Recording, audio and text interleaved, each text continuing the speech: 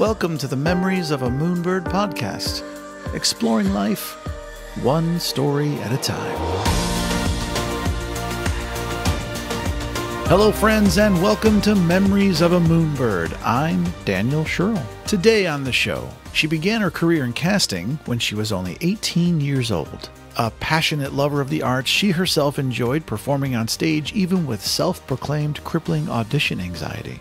After realizing that acting wasn't really for her, she said, quote, "I went searching for a career that allowed me to be witness to those magic moments when a great performance aligns with beautiful words."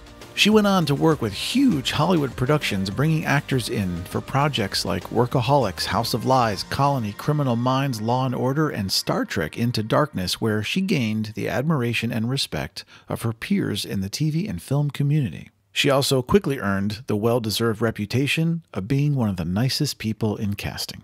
After close to 20 years in Los Angeles, she and her family relocated to the Southeast, where she not only continues to work in casting, but is also an acting coach, teacher, and consultant.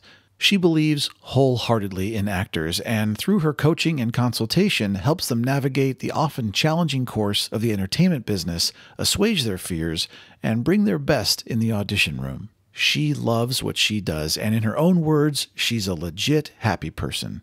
Please welcome, phoning in from Asheville, North Carolina, casting director Erica Silverman Bream. Erica, welcome to the show. Thank you so much for having me. I'm excited to be here with you. And I am really excited to talk to you. Why don't you tell everybody where you're from? I grew up in Grand Forks, North Dakota, which is an hour north of Fargo, an hour colder than Fargo, we like to say. And then I went out to LA when I was 18 for school, and I stayed there for a long time. What is life like in North Dakota? Not a lot of people that I know from there. There are not a lot of people in general there. It was a great place to grow up. Grand Forks is one of the larger towns. It's where UND is. So it's a college town. Very tight-knit community. We had a really bad flood in 1997, and just the way the surrounding communities came together to help our town out and people just taking us in. It really is a very special place, but it is very cold for a very large portion of the year. Is the wildlife there as amazing as you see in pictures and TV and movies? I mean, I think it depends on where you go and what your version of that is. Because now I live in the mountains in Asheville, North Carolina, and we have bears and wild turkeys here and things like that. Whereas in North Dakota, I mean, I think I don't recall anything major like that. I mean, some snakes would come out in the summertime. So there weren't herds of buffalo going through your town in the morning? There are herds of buffalo, but they are largely contained. There was one time we were driving to the pool, and there was a big moose in the middle of the road that had us all stopped. Deer, of course, everywhere, things like that. But on the whole, I mean, I think it just depends what's relative. That's awesome. Yeah. So when did you first fall in love with entertainment? Way back when. So like I said, I grew up in North Dakota, not a huge bastion of entertainment. But my grandparents, my mom's parents, lived in New Jersey, and we'd go see them, and they would always take us into New York to see a show. And I think I probably saw my first Broadway show when I was 3. I don't recall this at all, but we went to see Big River, and my mom talks about how after I was completely wrapped, and when intermission came and the first act was over, I looked at them and almost started crying and said, "Is it over?" Oh, that's awesome. And so I really have always been in love with theater. That was always my first love. Had some typically favorite movies when I was a kid that we watched over and over and over and over and over again. What was one of your favorites? Well, Annie was my early and longtime fave when I was little. But also the original Star Wars. Yeah. That was a big one for us. Then my dad had a bunch of movies that he would make us watch all the time, like Hoosiers. I've seen Hoosiers so many times. It's bonkers. So things like that. But so it was always a big part of our lives. My parents and my grandparents made theater a really big part of our lives. And then my parents were really open to us seeing movies, going to movies, renting movies. That was just what we did. Now, you mentioned to me earlier that you did perform on stage and you had an audition anxiety and then decided you didn't want to be an actor, so you went into casting. How did that whole transition happen? Oh, man. So I loved musicals. I've always loved musicals. And I started, I think the very first musical I was ever in, I was in 6th grade, and I was in Annie, of course. I was one of the orphans.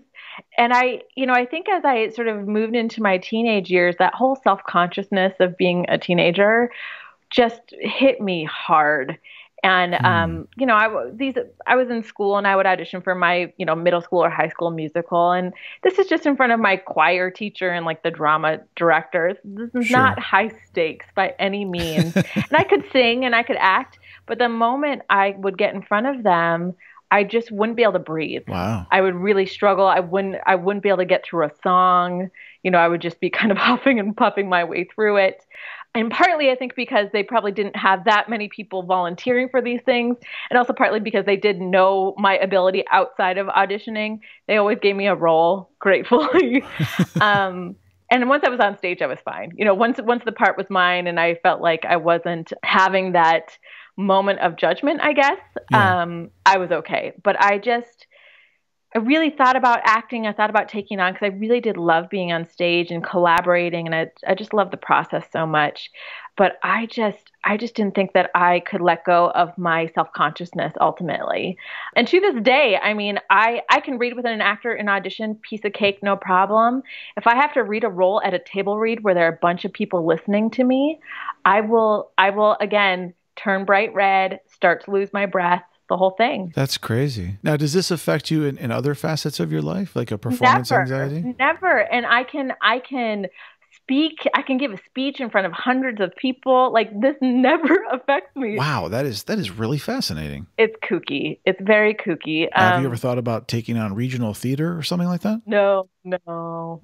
I mean, in my heart, I would love that so much, but I think now, having been in casting for so long, I have a really strong appreciation for what the actors go through and what kind of, how they have honed their craft over the years and everything else. And I have honed my craft in casting and not in acting. And I think jumping into community theater, while it would be wildly fun, and surely there are other people like me in community theater, I just know that I wouldn't be living up to my own expectations of what I think an actor should be doing. Sure. I totally get it. When I was a kid, I actually thought I wanted to take up fencing. Right. And then I took a few lessons, and standing there with the foil in my hand and learning there were all these rules and regulations, I quickly realized that I actually really wanted to be a sword fighter like Conan the Barbarian in a movie. So I get it. But let's talk about travel. Did you travel when you were growing up with your family? Yes, a ton. So every winter, just to escape the tundra, is we would go someplace warm with my grandparents for like a week in February. Every summer of my life, for the first 30 years of my life, I guess, we went to Martha's Vineyard with my grandparents. Oh yeah, it's an awesome place. It's so beautiful. Oh God, it was so wonderful. I love that place so much. Yeah, I used to live in Boston, and we used to go down there all the time to hang out. I mean, it's such a great place. Oh, it's so great. And Boston's great too. So we would just travel all around with them. And, so my hometown is about an hour-ish short of the Canadian border. So we would go up to Winnipeg sometimes, if we wanted to go into a city. So what do you like most about traveling? Oh, I just love new places. I love the idea of seeing something that I had in my mind kind of come to life in front of me. One of my favorite parts about traveling is the research ahead of time. Mm-hmm. I just love it so much. I love thinking about what I could see, what I could do. If it's another language, how do they pronounce things? If I can get my mouth around that. I love the anticipation. I love packing for a trip. I love getting in the car on the way to the airport for a trip. I mean, I love that whole leading up to it, that moment. I love when you're first boarding the plane and you find your seat and you're like, yeah, it's awesome. It's like it's really happening. Yeah. It's just, there's something just really exciting about that, knowing that you're going to do something either, familiar and fun, or something just completely different and new. I think it's really, really special. And I think what's amazing too is that today there are so many incredible tools for research, between all the digital books you can put on an e-reader to, of course, all the websites and travel blogs like mine and other people's that have reviews of places and beautiful photographs and video. You get to experience, even when we were all kids, it's so much more, there's so much more information than when we were kids, Oh my gosh. I mean, it's amazing. I remember when I first started traveling on my own as an adult to foreign places, you would really only have Lonely Planet. Like that was, you would go get the Lonely Planet guide, and that was your thing, and you would bring it with you, and yeah, carrying around this huge heavy book. Exactly. And now it's just so different. There's so many different ways to, and it's especially great, I think, when you're traveling with other people. So like, for example, my husband and I will sometimes travel with other couples, to be able to collaborate on the research ahead of time and send each other links to things and share a Pinterest board. Yes, exactly. Share a Pinterest board, share a document, whatever, and have a sort of a common goal. Where was the first place that you traveled internationally? The first place I went to was Japan. When I was 14, I was an exchange student for about 3 weeks. How was that? It was crazy, amazing. It was just completely different. I mean, I talk about a brand new experience. My host family barely spoke English. And so it was just very different. I had traveled plenty and been away from my parents plenty, so that wasn't intimidating. And, we were in a school group, so I had classmates and things nearby. But man, Japan is just, I mean, it's about as opposite as North Dakota as you can get. Yeah, I would imagine. Yeah. I've actually never been there, but it's very high on my bucket list. It's really beautiful and really special. And the people were so wonderful, so welcoming and so kind. Really, it was a short time there in the scheme of things, but it was really incredible. Now, do you like Japanese food? I do. I love all Asian food. Yeah, me too. It's awesome. Yeah. So what's your favorite dish? Oh gosh, it would probably be Thai. It would probably be some sort of Thai dish, or maybe maybe not. I do love me some banh mi and some pho. So who knows? Well, you were talking about traveling with other people. You're a mom now. So have you been able to travel with your child? And if so, what's it like? And how's it different beyond obvious things from when you weren't a mom? Sure. Yes, we have. We've traveled with him a lot, actually, only within the United States. It is very challenging to travel with a small child. When I travel by myself, I've gotten to the point now where I can pack very minimally for myself, but my child needs a ton of shit.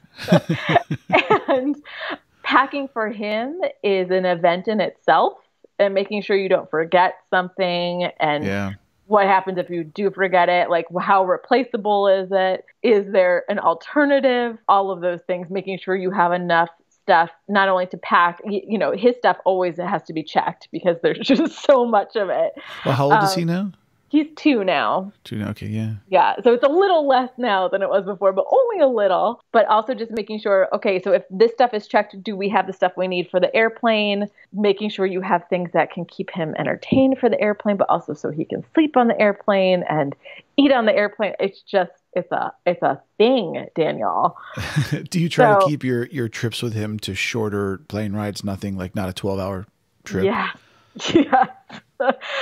We were invited to a very, very dear friend's wedding in Melbourne, Australia, and we really thought about going, and then we thought, no. Oh, that's a bummer. It's too long to be away from him for him to be with grandparents, and it's definitely way too big of a thing to bring him. So someday, we will gladly travel with him abroad someday, but now it's not the time. Well, speaking of childhood, I love to ask people, just because I think it's fun, what's your favorite childhood book? Oh gosh, I think I went through a big phase in my youth where I really just didn't like reading. It felt like it was the boring alternative to playing. So I had, some young child, young kid books that I loved. I always loved Angelina Ballerina and the 12 Dancing Princesses and Corduroy and things like that, The Giving Tree. Yeah. But then when I was maybe like 12 or 13 is when I really got back into reading again for pleasure. And that's when I got into like Judy Blume and all of those books. That's Are You There, God? It's Me, Margaret, and all that? Oh, yeah. All of them. Those were a big family fave for a long time. Is there a particular book that you really want to make sure that your son reads? We're kind of doing that with him. He really loves books, which I'm very grateful for. He loves reading. He has started memorizing some of these books, and he'll, regurgitate them to us in his own little language. Future actor right there, then. Yeah, well, he is definitely a little ham. I mean, I'm keeping my eye on him for sure. But yeah, The Giving Tree, I think, is a very special, important book for all kids. It doesn't matter where you come from or who you are. I just think it's a really special one. But he loves The Snowy Day. He loves corduroy. He loves pretty much anything by Sandra Boynton, who writes like the Belly Button book and all of these little kid books. That's awesome. Well, hey, we're going to talk about your career for a little bit. Could you explain to the listeners so they know what exactly a casting director does? Sure. So we help pick out the actors for the roles in TV, movies, theater, short films, web series, etc.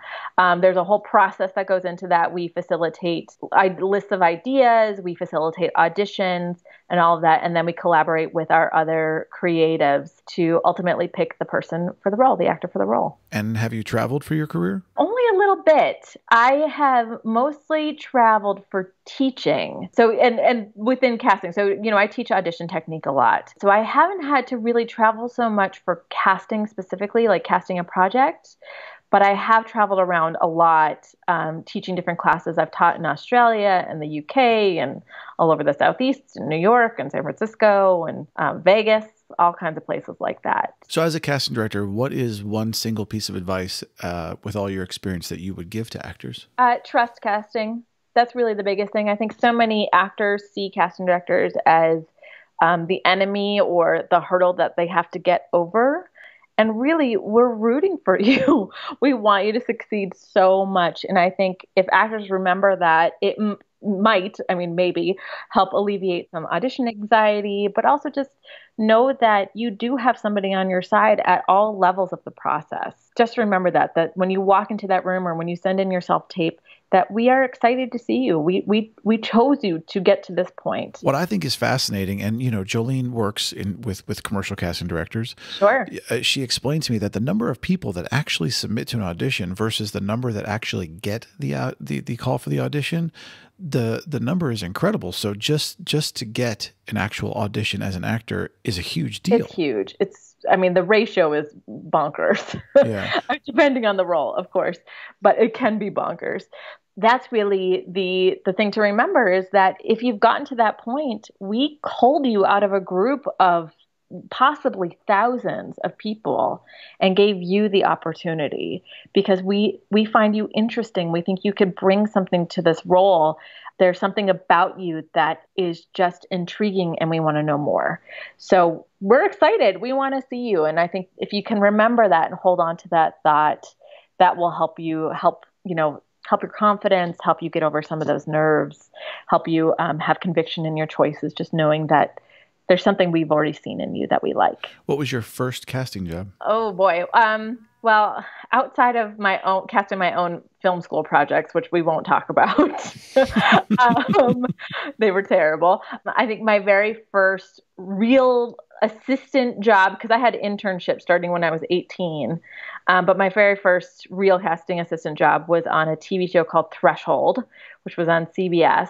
And I was fresh out of college. That was sort of a big sci-fi year for the networks, and we were the alien sci-fi show. There were witches and sea monsters that year and something else. I can't remember. Probably vampires.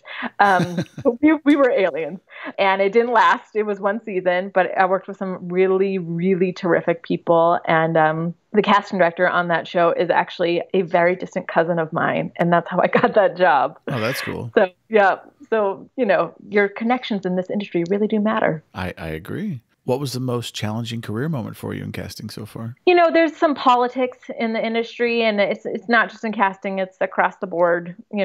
Writers deal with it, directors, actors, producers, everybody deals with it. And every time it comes up, it's infuriating because you want everything to be about the work. You want it to be about the talent and that gut feeling that you get when you know something is completely right, that this is the person, from a casting side of things, this is the actor.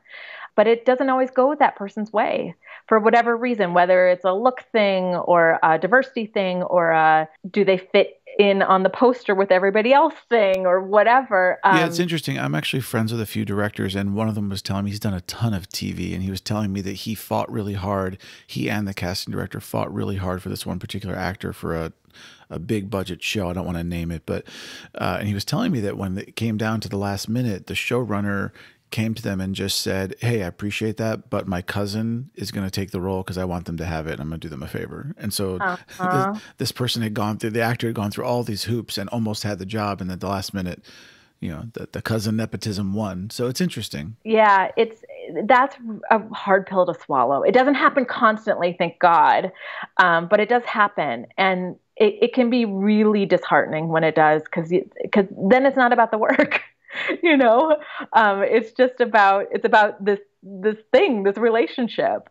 So that's usually the hardest part for me is just when those moments have come up of just swallowing my pride and knowing that it's not the end of the world, no matter how disappointed I am. It's just something that I can chalk up to another experience and move on. But it hurts every time. If you didn't work in casting, what would you do? You know, I've thought about this a lot because there were times in casting where I'm like, oh, I'm so tired. I should just do something else.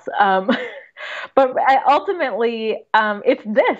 Really, I really do love it. I have thought about going away. I've taken classes that just in something completely different, thinking that maybe I wanted to explore that. I didn't, as it turned out.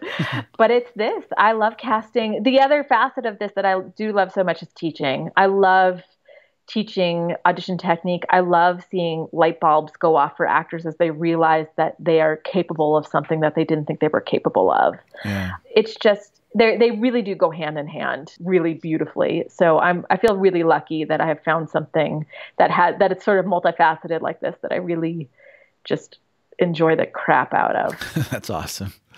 I wanted to ask you on the serious side of things, over the last few years, the Me Too movement and others like it have given a voice and a platform to issues that obviously needed to come to light.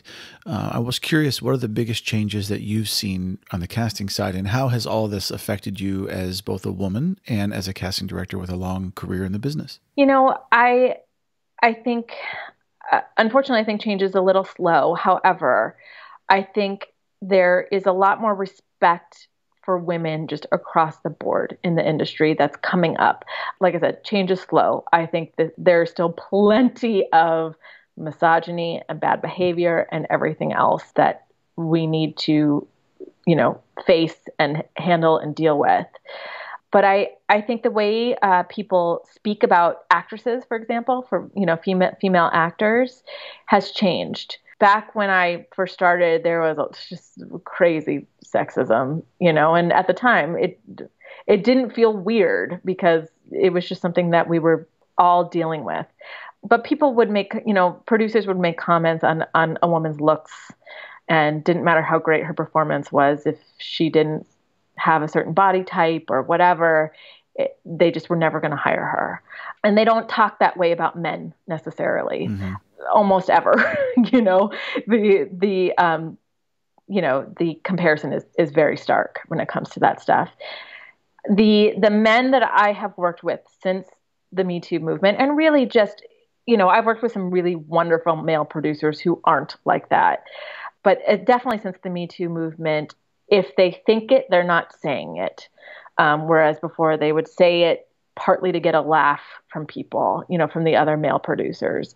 Now it's just this person isn't for me. Let's look at somebody else. That is, I think, a strong change. It's not going to get us where we need to go necessarily, but it's a decent change. And how do you employ things when you teach? Do you try to? I mean, I know obviously the focus is audition technique, but do you try to slip in, you know, a bit of a moral compass education in these classes? I mean, yes and no. You know, I think, you know, a lot of the actors, they're not necessarily, you know, I think what's the right way to say this? The actors who are taking audition technique from me are very early in their careers or young in their careers in comparison to like the Kevin Spaceys of the world, right? Sure. who can really abuse their position because they do have power. So these folks, I think, have a really good understanding of professionalism and how to behave on set. I think SAG-AFTRA coming up with the intimacy coordinators to have on sets now is a huge, wonderful benefit. Can you actually explain those for the audience? Sure. Well, what I know of them, these are people who are going to be included on set for a SAG-AFTRA project when there is an intimate scene being filmed. So this is to make sure that any sort of nudity writers or simulated sex writers that the actors have signed, the production is adhering to them. If it's supposed to be a closed set, this person will make sure that it is indeed a closed set. This person will be sort of an extra conduit. So if an actor is feeling uncomfortable about a situation, they can talk to this person. This person will then, help communicate that to production. Just having that person on their side, knowing that I think there's some fear that if you say something directly to the director, to the executive producer, get fired or cut or whatever, if you show any sort of sign of not being willing to take one for the team or go for it, an actor shouldn't have to deal with that when they're doing a simulated scene. Yes. So that's what these people are. Hopefully that is the bulk of their intention. So just having people like that so that actors know that it is safe for them to advocate for themselves, so that if somebody is indeed behaving inappropriately during, for example, with a scene like that, they do have a clear course of action to take that should make them feel safe. That's always my biggest thing that I always tell actors, when you're auditioning, we don't ever want you to feel unsafe in our casting rooms, in our casting offices. We don't want you to make a reader or a casting director feel unsafe either. Right. So that's usually the thing, because younger actors are learning that still. They'll make a choice to bring in like a knife for a scene that calls for a knife. When I'm like, please don't ever do that ever again. So there's a little bit of that, which of course is not a Me Too thing. It's just it's a life thing, yeah.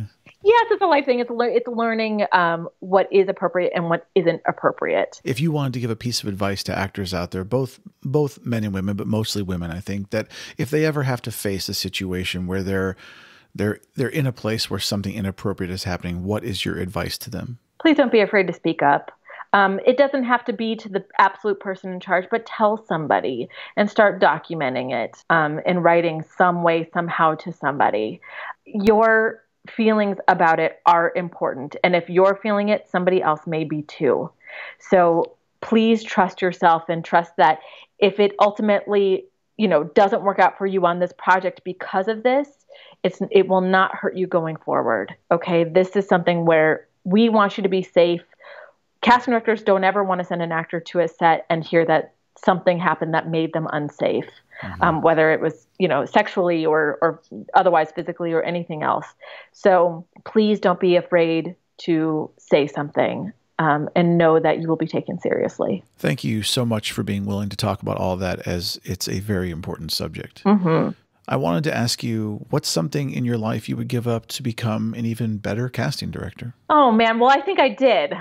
We left Los Angeles, and that was for my son. Just we didn't have any family there, and we wanted to be closer to my husband's parents live here. But leaving that hub, the hub of everything, meant that I was giving up the trajectory of my career, essentially, for this new lifestyle. And I don't know if it's necessarily made me better at casting, although it has made me dive way back into the deep end of researching, because I'm in a whole new market. So researching the actors here, getting to know the actors here, cultivating relationships with the agents here, it is like starting over in a lot of ways. So it has been an interesting challenge, but absolutely worth it. I mean, my child is thriving, and we're really happy here. So you have 4 seasons, and there's no major fires. So far, yes, exactly. But yeah, it is. I was really busy and really active and working on some great things in Los Angeles. So that we kind of put that aside, but it was definitely the right choice for us. That's really great. Let's circle back to travel for a bit. Where are some of your favorite places you've been on planet Earth? Well, Martha's Vineyard is definitely up there for me. I have so many amazing memories of our summers there. One of the best places my husband and I have ever traveled is the Patagonia region down in Chile and Argentina. Oh yeah. It is just Did you get to do some hiking down there and everything? Oh yeah, we did hiking, my husband did fishing, we did horseback riding. It is something else. It is so beautiful and still largely untouched. Yeah. It's kind of amazing. Now, did you break that flight up and spend some time in Peru, or did you just go right to Patagonia? Yeah, maybe like 20 hours in Peru, something like that. So we got a little sleep, very little sleep, and then we got a tour guide for the day to just take us around Lima. And then so I think we landed at like midnight, and then got up in the morning, toured all day, and then we had like a 7 o'clock or 8 o'clock at night flight. So we, had most of a day in Lima. Yeah, but at least you took advantage of, a speed trip. That's great. Oh yeah, it was great. It was really fun. What's your favorite way to get acquainted with a new place when you go to somewhere you've never been before? We really like walking tours. Just having somebody take you on a, 2-hour walk around some of the big places in a city, or, like the UK is great for bus tours like that, the hop on, hop off bus tours. Sure, yeah. But just to kind of orient you and also give you some highlights. It's also a great way to ask questions directly of somebody who's from there. That I think is always a good way for us to start anywhere. It's either we go on a walking tour or we'll just walk around. We'll drop everything and just start ambling around town and stopping to eat and then doing a little bit more research about where we want to go. But it's usually day one is a quiet-ish day like that where we're just kind of figuring our... Well, especially if you're going overseas and there's a little bit of jet lag, it's always good to have like a relaxing day. Jet lag or another language or whatever. And or both. Yes, exactly. Is there anything that you don't like about traveling? Just the jet lag. I tell you, the older I get, the harder the jet lag hits me. And it's usually coming back, I think, is the worst when you're trying to get back into your life and you're having a really hard time functioning. Well, I'm about a decade older than you, Erica, and I'm here to tell you that it only gets worse, so don't worry. I can imagine. It has changed exponentially from when I was 25 till now. So, No, I mean, when I was like 24, 25, I used to be able to travel. I could fly 12 hours, get off a plane and be like, what jet lag? And now I'm just like, where's the hotel room? I want to lay down. I'm going to need all of the coffee and the closest bed. Time for I will tell people the secret of jet lag, I think, is like when we went to Scotland last year, it's really important if you arrive at a destination and it's daytime, don't go to bed. It's the worst thing you can do. You have to stay up. Just force yourself and stay up. And we did that. And then the next day, you sleep really hard that night. And then the next day you're good to go. So, well, and I also think that when you're going there, the anticipation of being there and the excitement of being there will help you as well. It's coming back where you're totally just like, agree. Yeah. Oh, I'm back. I got to go back to my life now. Yeah. Yes. Has the majority of your travel been by yourself or with other people? I've almost always been with somebody, whether it be, my husband now is my number one travel buddy, or friends, or we've traveled with other couples, or I've gone on a girls trip with my best friends or things like that. But yeah, it's usually with somebody. I've never traveled abroad on my own, not because I haven't wanted to, just, I think when I say I want to go somewhere, somebody else says, "Oh, I want to go there too," and I'm like, "Great, let's go." Yeah, well, I mean, I did England and Scotland by myself when I was 24, I think, and it was great. It was a great experience. But having done them with Jolene, I just far prefer traveling with someone I love. I still do things by myself. I'll take a weekend or I'll go hiking or do something, whatever. But so the solitary experience can be really, really joyful, and I don't want to poo-poo it at all because I think it's important. But I do think having the memories of sharing with someone, and plus, then you get to have pictures together and memories together, and you both get to remember things later. And So are you a gear person at all? Do you like travel toys and technology and all that? I'm kind of a technophobe in a lot of ways, Daniel. Really? Yes. But your whole career centers around computers and technology. I know, and I really have to pull up my big girl pants to make sure I know what I'm doing with it. But I'm very old school. Like if it weren't so bulky to carry around a Lonely Planet book, I would do that. Well, I mean, I have them now on my iPad. I buy them digitally. Well, there's that too, but I don't have an iPad. So, I don't do any of that stuff. Well, you and Jolene are soul sisters a bit because I've been trying to get her to buy an iPad for like 8 years and she refuses. She's like, nope, you have one. It's fine. I'm like, but that's mine. Yeah, I just don't need another thing, you know? If I could throw my phone out the window and not feel like I lost a limb, I would do it. That's so funny. Is there somewhere you haven't traveled yet that you really want to go? All of Italy. Oh, awesome. I've only ever been to Venice. I think I'm Jewish. I'm not remotely Italian, but I think somewhere deep in my soul, I was 100% Italian. You know what's really cool about that? What? Many years ago, this is quite a while ago, actually, I had an ex take me to see a psychic for my birthday. It's a very LA thing to do. Sure. And so we go there, and I'm a little bit of a skeptic about these things, right? You know, but anyway, she tells me all this really cool stuff about my life and the future and all these things. And at some point, I looked at her and I just said, hey, could you tell me something about my life that there's no way you could possibly know so that I can believe that everything you're saying is true? And so, no joke, she recounts a story from my past that there's no way she could have known. I've never told anybody the story. It completely blew my mind. And so what's funny, though, about this story is one of the things that she later told me in the session was that I was Italian, that in a past life I used to be Italian and I was an inventor and I didn't have very good vision and I had a bunch of kids. And so I don't know, maybe I was Leonardo da Vinci or I was one of his little assistants working in a lab somewhere. Who knows, you know?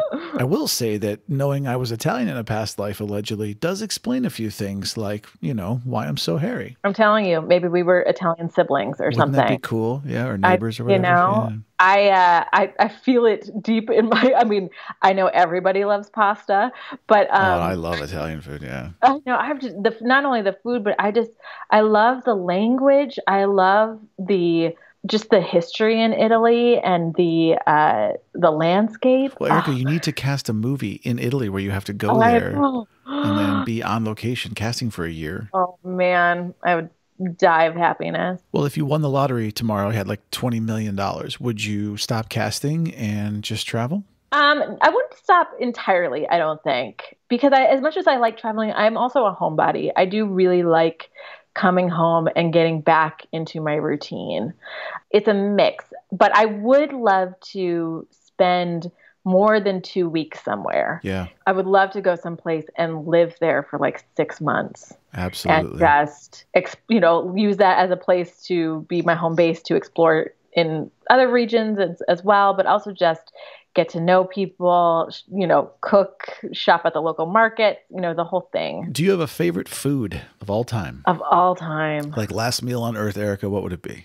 I mean, probably chocolate, let's just be honest about that. I'm a chocolate snob, so I'm self-admitted. Jolene introduced me to some European chocolate and I can no longer eat American waxy chocolate because I'm spoiled now. So what's your favorite chocolate bar? That's the good stuff. Well, I like a lot of like junky chocolate, like Halloween is my time of year, but but I do, they have some of those fancier chocolate bars now that have, anything to me with sea salt or salted caramel or something like that.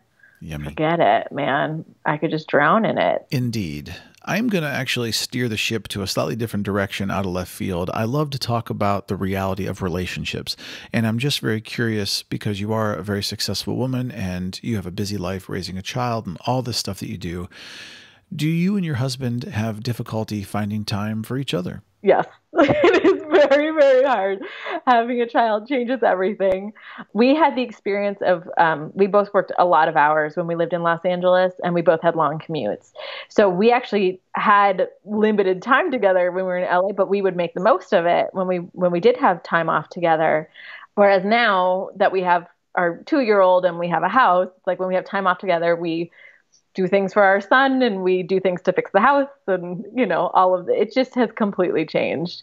Well, so some of that stuff can be romantic, when you're doing house fixing stuff, you can make that fun. It can be. And thankfully, we have a really strong relationship and we can get goofy doing the stupidest things.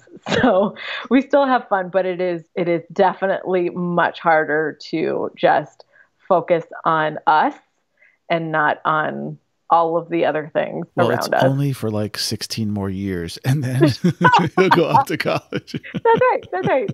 Then we'll have to figure it out again. The last thing I like to do with everybody is a game I have called 299 Philosophical and Life Questions with Moonbird. And what I did was I collected 299 really fun questions from family, friends, and the lovely internet.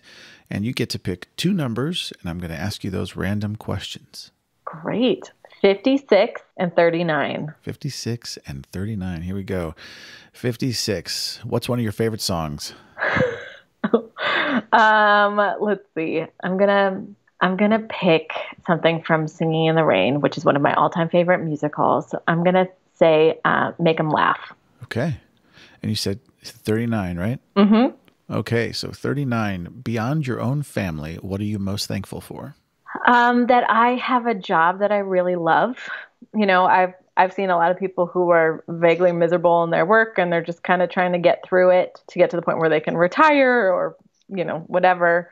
I really love what I do, and I feel really, really lucky that I found something that makes me feel that way. That's awesome. Yeah. Erica, thank you so much for calling in and being a part of the podcast. You're really great. Thank you, as are you. Friends and listeners, you've heard how awesome Erica is, and I want to give her a free plug and tell any of you actors out there that if you want to do a career consultation with her, you should go to her website right now. I did one myself several years ago, and it is very much because of that consultation that I'm here now talking to you on this podcast. I learned a tremendous amount of cool stuff about myself and about her and my career path, and she's awesome, and you should go there right now. I mean, not if you're driving, because Moonbird's all about you living adventurously, not dangerously, but hey, as soon as you're not driving, go there, book a session with her. She is fantastic. It's ericasbreamcasting.com, ERICASBREAM casting.com, or just Google Erica Silverman Bream. She's amazing. You're amazing. Listeners, thank you. And as always, have a great day. And if you want more Moonbird in your life, and hey, who wouldn't? Head on over to memoriesofamoonbird.com or visit me on social media at Memories of a Moonbird.